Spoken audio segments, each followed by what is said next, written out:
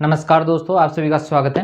देखिए, आज जो है अपन बात करेंगे कि बोर्ड परीक्षा जो आपकी होने वाली है कक्षा 10 और 12 की जो होगी अभी 24 तारीख से जो है शुरू होने वाली है परीक्षाएं। तो परीक्षा में आपको जो है अपना हिंदी अनिवार्य का और हिंदी साहित्य का जो विषय रहता है, चाहे कक्षा 10 हो चाहे 12 हो, सभी की मैं बात कर रहा हूँ।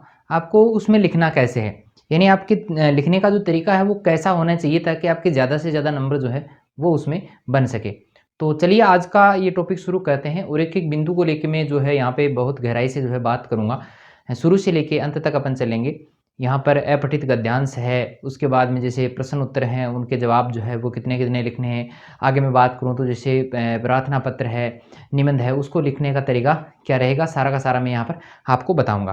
तो चलिए आपने जो है मेरे ख़्याल से जो 12th क्लास के जो स्टूडेंट्स हैं, 12th क्लास के स्टूडेंट्स ने जो है वो पेपर दिया होगा अभी प्रैक्टिकल के एग्ज़ाम जो है वो दिए होंगे। तो उनके प्रैक्टिकल एग्ज़ाम में जो है वो कॉपी भी आपको मिली होगी, यानी जो उत्तर पुस्तिका होती है वो आपको मिली होगी। तो उसका जो फ़ॉर्मेट रहता है, सेम का सेम अपन कहें तो मतलब 80% जो है वो उसी के अकॉर्डिंग आता है।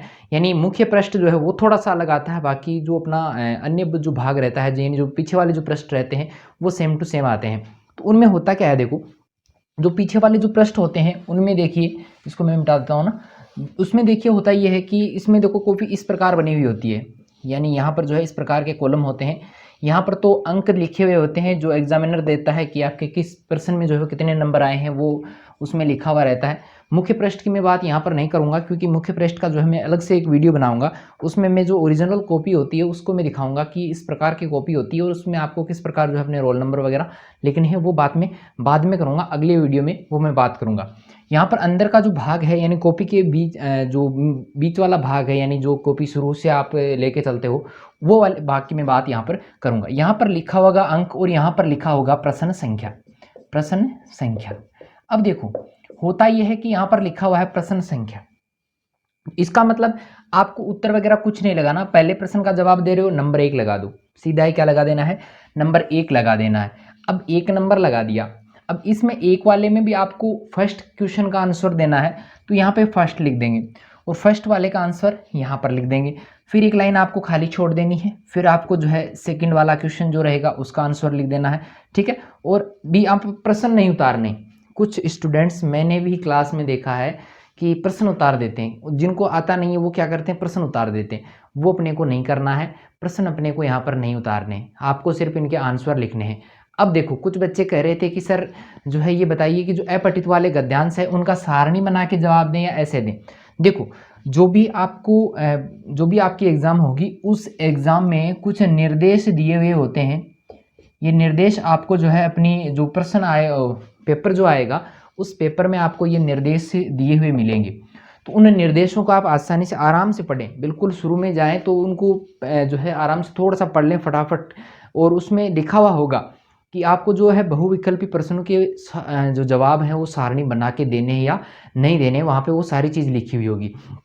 वहाँ पर अगर ऐसा कुछ भी नहीं लिखा हुआ है, कोई भी मेंशन नहीं किया हुआ है कि आपको सारणी बना के लिखें या नहीं लिखें, तब आप अपनी सुविधा के अनुसार जो है जिस प्रकार लिखना चाहें लिख सकते हैं। जैसे मैं यहाँ पर बात करूँ बिना सारणी की, मैं अगर लिख रहा हूँ तो पहले प्रश्न का जवाब मेरा आया ए जवाब आया, और इसमें जैसे मान लो इसी में जवाब आ गया अपना जो रहेगा। शीर्षक की मैं बात करूँ, जैसे भारत के बारे में कहा गया है तो मैंने भारत इसका आंसर लिख दिया, तो मैं ये भी लिखूंगा और ये भी लिखूंगा, ठीक है। अगर मैं सारणी बना के जवाब देता हूँ, अगर मैं सारणी बना के जवाब देता हूँ तो आप सीधी सारणी भी बना सकते हैं।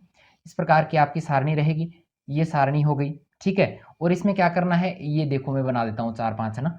इस प्रकार आपको सारणी बनानी है। अगर सारणी का क्वेश्चन आ जाता है, सारणी बनाने के लिए अगला कहता है तो आपको इस प्रकार करना है। तो पहला जो रहेगा उसमें पहले में आपका जो रहेगा, जैसे ए है तो ए लिख देंगे, दूसरा है तो दूसरे में जैसे ब है तो ब लिख देंगे। इस प्रकार आपको इसके जवाब सारणी बनाकर भी दे सकते हैं। सारणी आप ऐसे भी बना सकते हैं और इस प्रकार भी बना सकते हैं। अब थोड़ा सा इस प्रकार कैसे बनाते हैं वो मैं थोड़ा सा बता देता हूँ, ठीक है। इस प्रकार अगर सारणी बनवाते हैं आपसे कि आप जो है सारणी किस प्रकार, देखिए यहाँ पे थोड़ा सा जो है इसको मिटा दिया। चलिए, इस प्रकार सारणी बनाते हो आप, तब भी कोई दिक्कत नहीं होनी चाहिए मेरे ख्याल से तो, ठीक है। इस प्रकार आपको सारणी बना देनी है, ये बन गई सारणी। अब इसमें करना क्या है, ऐसे कॉलम बना देने, ठीक है। इस प्रकार कॉलम बनाने के बाद में जैसे मान लो पहले का आंसर ए है तो पहला लिख दिया ए, दूसरा है तो दूसरे में लिख दिया ब, तीसरा है तो तीसरे में जो भी आंसर आ रहा है, जैसे द आ रहा है तो द लिख दिया। इस प्रकार आपको ऐसी सारणी भी बना देनी, वो अपनी सुविधा के अनुसार आप कैसे भी बना सकते हो। मेरे ख्याल से आपके जो अपठित वाले हैं उनमें अब दिक्कत नहीं होगी कि किस प्रकार उनको लिखना है। ठीक है, समझ में आ गई। फिर अपना दूसरा जो सवाल आता है वो आता है अपने रिक्त स्थानों से संबंधित। तो रिक्त स्थान में आपको पूरा नहीं लिखना है, पूरा ना लिखें। रिक्त स्थान में जो चीज़ है, जैसे मान लो दूसरे के पहले प्रश्न की मैं बात करूं, ये अपना दूसरा हो गया, इसका पहला ये रह गया। अब जैसे इसमें भाषा शब्द आ गया, सिर्फ भाषा ही शब्द आया है, तो सिर्फ भाषा ही लिखना है, पूरा का पूरा नहीं उतारना आपको। ठीक है, और प्रत्येक प्रश्न के बीच में एक लाइन खाली आप अवश्य छोड़ें, बेमतलब की लाइनें आपको ज़्यादा खाली नहीं छोड़नी है। अब कुछ बच्चों के ये भी कन्फ्यूजन है कि सर अपन जो है उसमें ब्लैक पेन से लिख सकते हैं या नहीं लिख सकते। बिल्कुल लिख सकते हो, कोई मनाही नहीं होती है, किसी भी प्रकार की कोई मनाही नहीं है।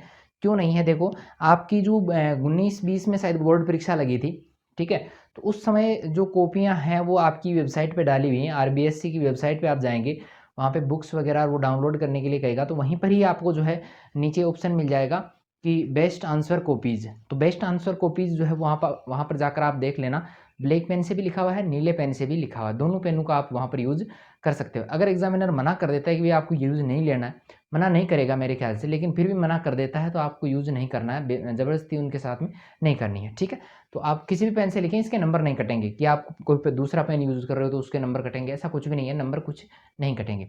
चलिए आगे मैं बात करूँ तो रिक्त स्थान के बारे में मैंने बता दिया आपको। फिर देखो आपके सवाल, जिन सवालों के ये लिखा हुआ है कि 20 शब्दों में आपको उत्तर देना है, तो 20 शब्दों का मतलब क्या होता है? 20 शब्दों का मतलब होता है 3 लाइन, यानी आपको कितनी लाइनों में जवाब देना है? 3 लाइनों में आपको जवाब देना है, ज़्यादा नहीं देना है, बड़ा भी नहीं लिखना है कि आपका पेपर ही नहीं हो। पेपर का जो समय रहता है वो 2 घंटे 45 मिनट का रहेगा। अगर आप 20 शब्दों की जगह 40 शब्द लिख रहे हो तो 2 घंटे 45 मिनट में आपका पेपर ही नहीं होगा। तो ऐसे आपको नहीं करना है, ठीक है? जो जितने शब्दों का जो प्रश्न आपसे पूछा गया है उसका जवाब उतना ही दें। अगर आपसे पूछा गया है कि भाई जो है अति लघुतरात्मक प्रश्नों के उत्तर दें, तो उनका जो है वो आपको जवाब देना है सिर्फ एक लाइन में। कितने में? एक लाइन में उसका जवाब देंगे, ज़्यादा बेमतलब का भी उसमें नहीं लिखेंगे। ठीक है, चलिए आगे मैं बात करूँ तो देखिए बड़े वाले क्वेश्चन भी आते हैं, ये मैंने बता दिया। इससे ज़्यादा भी कोई शब्दों वाला आता है तो वो भी आप कर देंगे। अभी देखिए सप्रसंग व्याख्याओं की बात करते हैं कि सप्रसंग व्याख्याएं, देखो 10th और 12th का सेम ही चल रहा है। 10th और 12th का जो है सेम ही तरीका है, कोई अलग तरीका आपको नहीं अपनाना है। चलिए अभी मैं बात करूं तो देखिए आपकी जो आता है वो आता है सप्रसंग व्याख्या का। अब सप्रसंग व्याख्या आपको कैसे लिखनी है? सप्रसंग व्याख्या, अब देखो सप्रसंग व्याख्या जो है उसको आपको बड़े अच्छे ढंग से करना है, क्योंकि नंबर आपको इसमें ज़्यादा मिलने के चांस होते हैं। जिन बच्चों के मतलब फेल होने के चांस होते हैं ना, वो बच्चा भी इनमें जो है हिंदी में कवर कर जाता है। कैसे करता है देखो, अगर आपका सप्रसंग व्याख्या आता है, ठीक है, व्याख्या मान लो जो भी आई है, तो वहाँ पर आपको जैसे मान लो 17वां प्रश्न है अपना व्याख्या का, तो 17वां नंबर लगाएंगे 17, और यहाँ पर जिस पद की आप व्याख्या कर रहे हो उसको आपको जो है जैसे लिखते हैं ना, जैसे मैं बात करूं रानी बुंदेले हर बोलूं के मुँह है हमने सुनी कहाँ थी, ऐसे मैं अगर लिखूं तो बुंदेले हर बोलूं हर बोलूं, ऐसे लिखा। ठीक है, फिर वो आगे वाला जो भाग है वो आप लिख देंगे। ठीक है, अब इससे पता ये चल जाएगा कि आपने अथवा के पहले वाला किया है या अथवा के बाद वाला किया है, क्योंकि इससे अगला समझ जाएगा। ठीक है, और जो है मेरे ख्याल से जो स्टूडेंट्स मतलब बहुत बढ़िया नंबर लाना चाहते हैं वो क्रम से सभी प्रश्नों का उत्तर दें, और कोई भी प्रश्न आप खाली ना छोड़ें। ठीक है, खाली नहीं छोड़ना है आपको। चलिए यहाँ पे मैं बात करूँ तो यहाँ पे इस प्रकार लिखना है। इसके बाद में देखो आप संदर्भ और प्रसंग अलग अलग भी लिख सकते हो और एक साथ में भी लिख सकते हो। जैसे मान लो आपने संदर्भ लिख दिया, अभी संदर्भ में लिखना क्या है? संदर्भ में देखो आएगा अपना एक तो पाठ का नाम और एक है कवि का नाम। अब जिन कविताओं में कवि का ही नाम है, पाठ का नाम नहीं है, जैसे मैं अगर कक्षा 10 की बात करूं तो सूरदास वाला जो पाठ है उसमें पाठ का नाम नहीं दिया गया, सूरदास ही दिया गया है। तो यहाँ पर इतना ही लिख देंगे, प्रस्तुत पद, प्रस्तुत पद, प्रस्तुत पद सूरदास द्वारा रचित, सूरदास द्वारा रचित। अच्छा, इसमें मैंने ऊपर है ना वो सुभद्रा कुमारी चौहान वाला लिख दिया, तो मैं इसको वापस मिटाता हूँ ना। ये सुभद्रा कुमारी चौहान वाला है, मैं यहाँ पे नाम सूरदास का लिख रहा हूँ। ठीक है, तो सूरदास द्वारा रचित, सूरदास द्वारा रचित। अब देखो रचित रचना का नाम नहीं पता है तो आप सीधा ही लिख देना ये प्रस्तुत पद जो है सूरदास द्वारा रचित है। ठीक है, अब मेरे को पता है कि भाई ये सूरदास के कौन जो पद आए थे वो कौन सी रचना से आए थे, तो मैं यहाँ पर लिख दूंगा द्वारा रचित भ्रमर गीत सार, भ्रमर गीत सार से, भ्रमर गीत सार से लिया गया है। लिया गया है।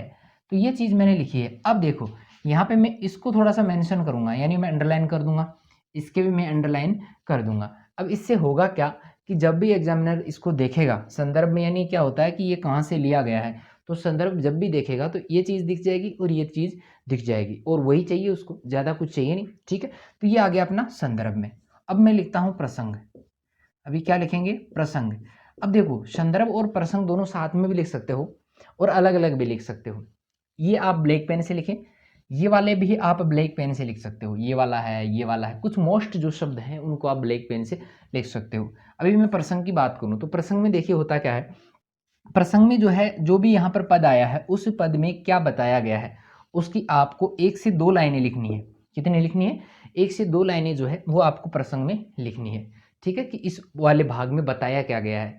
अब जिन स्टूडेंट्स को नहीं पता है कि कैसे लिखना है, क्या आया है इसमें, उसको जो है थोड़ा सा ध्यान ये रखना है, जिसको कुछ भी नहीं पता है इस पद के बारे में, वो क्या करना, वो ये जो जिस पार्ट से ये पद आया है उस पार्ट के बारे में 2 लाइनें लिख देना। ठीक है, ये तो वैसे सही नहीं होता तरीका, लेकिन ठीक रहेगा। बिल्कुल भी नहीं लिखे उससे तो बेटर ही है ना। ठीक है, और जिनको पता है वो सही लिखना ही है। ठीक है, चलिए अब आगे बात करें तो आपको इसके आगे करनी है व्याख्या। क्या करनी है? व्याख्या करनी है। तो व्याख्या में देखिए आपको जो यहाँ पे पद दिया गया है उसको विस्तार पूर्वक समझाना है। अब देखो गद्यांश में दिक्कत होती है कई बच्चों की, सर गद्यांश को कैसे समझाएं? भाई गद्यांश में जो भी भाषा होती है वो थोड़ी घुमा फिरा के होती है, तो उसको आपको सरल भाषा में लिख देना है। ऐसा नहीं कि जो आया उसका बहुत बड़ा आप करें, बड़ा नहीं करना, उसका मतलब सीमित रखें इसको, यानी एक पेज से ज़्यादा में ये नहीं जाना चाहिए, एक पेज तक आप इसको रख सकते हो। ठीक है, तो ये व्याख्या हो गई। इसमें आपको क्या करना है, इसका ऊपर वाले भाग का अर्थ लिख देना है। ठीक है, ऊपर वाले भाग का क्या करना है? अर्थ लिख देना है।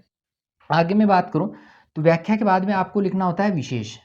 व्याख्या के बाद में क्या लिखना होता है? विशेष लिखना होता है। तो विशेष में देखिए होता क्या है, विशेष जो होता है उसमें आपको मतलब ये वाला भाग जो था इसमें ऐसी क्या चीज़ें थी जो सबसे अलग हैं, जो क्या है सबसे अलग है। जैसे मैं बात करूं भाषा की बात करूं कि इसकी भाषा कैसी थी, तो भाषा बिल्कुल सरल थी, स्वभावों के अनुकूल थी, या बिंबात्मक थी, या मुहावरों से युक्त थी, जो भी है तत्सम तद्भव शब्दों से युक्त थी, तो वो आप यहाँ पर लिख सकते हो। फिर जैसे मैं बात करूं तो अलंकारों की आप चर्चा कर सकते हो। तो अलंकारों में थोड़ा सा ध्यान ये रखना है कि अलंकारों की जब भी आप चर्चा करते हो तो अलंकार जो होते हैं वो सिर्फ पद्य भाग में होते हैं, यानी पद्य भाग जो होगा, पद्यांश जो होगा, अलंकारों की चर्चा सिर्फ और सिर्फ उसी में करनी है। ठीक है, और जो गद्यांश होता है उसमें आपको इस प्रकार के किसी भी जो है सिर्फ भाषा की बात आप करें और इसके अलावा इसमें कोई 1-2 लाइन बढ़िया वाली आई है तो वो आप यहाँ पर उतार सकते हैं।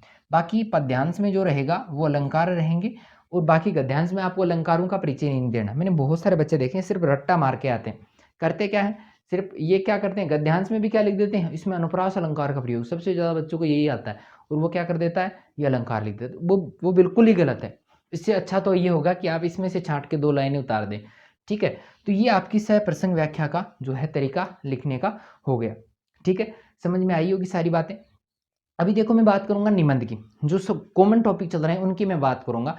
पत्र का जो टॉपिक है वो दोनों क्लास में अलग अलग है। 10th वालों में जो है औपचारिक और अनौपचारिक पत्र है, और 12th क्लास में जो है निविदा है।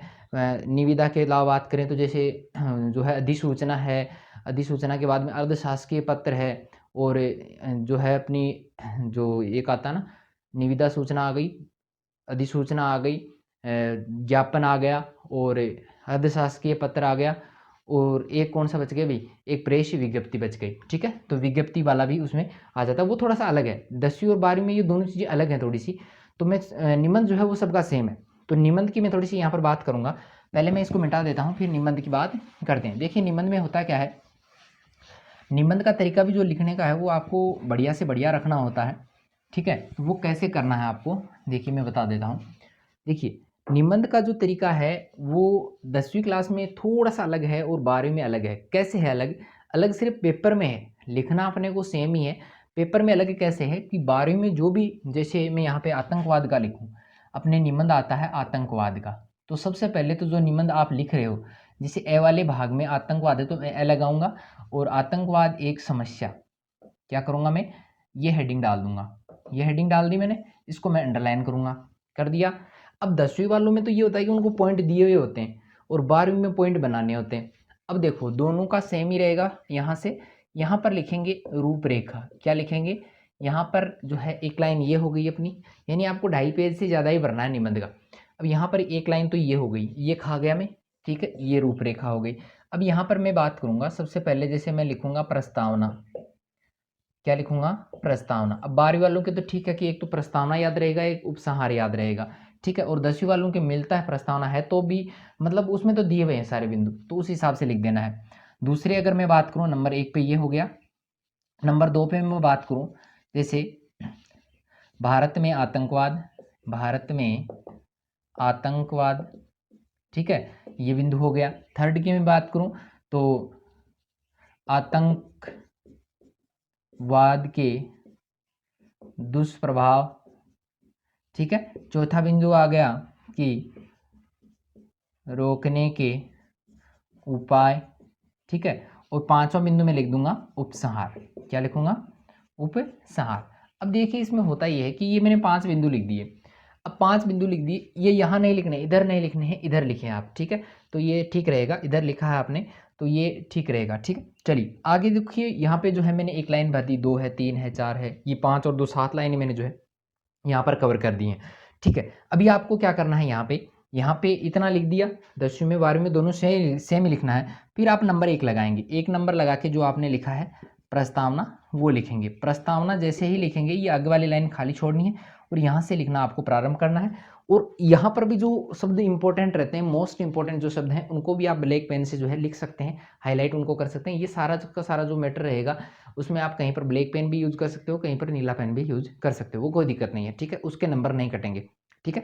देखिए आगे प्रस्तावना में अगर आपने जैसे मान लो 5 लाइनें लिख दी, प्रस्तावना में 5 लाइनें लिखने के बाद में जो है, प्रस्तावना में 5 लाइनें लिखने के बाद में जो है वो आपको ये करना है कि आपको थोड़ा सा कोटेशन बनाने हैं। कोटेशन कैसे बनाने हैं वो मैं आपको बताता हूँ। देखो कि जैसे मान लो आतंकवाद पे लिख रहे हो, ठीक है, तो यहाँ पे जैसे मैं मानूँ आतंकवाद एक समस्या है, तो उसमें देखिए आपको कैसे लिखना है। मैं बात करूँ कोटेशन की, तो यहाँ पर जैसे मैं कोटेशन लिखना चाहूँ, प्रस्तावना का लिखना चाहूँ, तो जैसे दूध मांगोगे तो दूध, जैसे इसको मैं मिटा के ना थोड़ा सा इधर कर देता हूँ ताकि आपके समझ में आ जाए। ये कोटेशन जो आपको लिखने हैं वो बीच वाले भाग में लिखने हैं। कहाँ पे लिखने हैं, बीच वाले भाग में। जैसे मान लो यहाँ पर आपने ऊपर 5 लाइनें लिख दी, फिर ऐसे लिखेंगे कि दूध मांगोगे तो, दूध मांगोगे तो खीर देंगे, ठीक है। फिर यहाँ पे लिख दिया, पूर्ण विराम लगा दो। कश्मीर मांगोगे तो, कश्मीर मांगोगे तो चीर देंगे। ये मैंने क्या लिखा है, कोटेशन लिखा है। ये मैंने क्या लिखा है, कोटेशन लिखा है। तो इस प्रकार के कोटेशन आप ब्लैक पेन से लिखें और थोड़ा बढ़िया लिखें, ठीक है।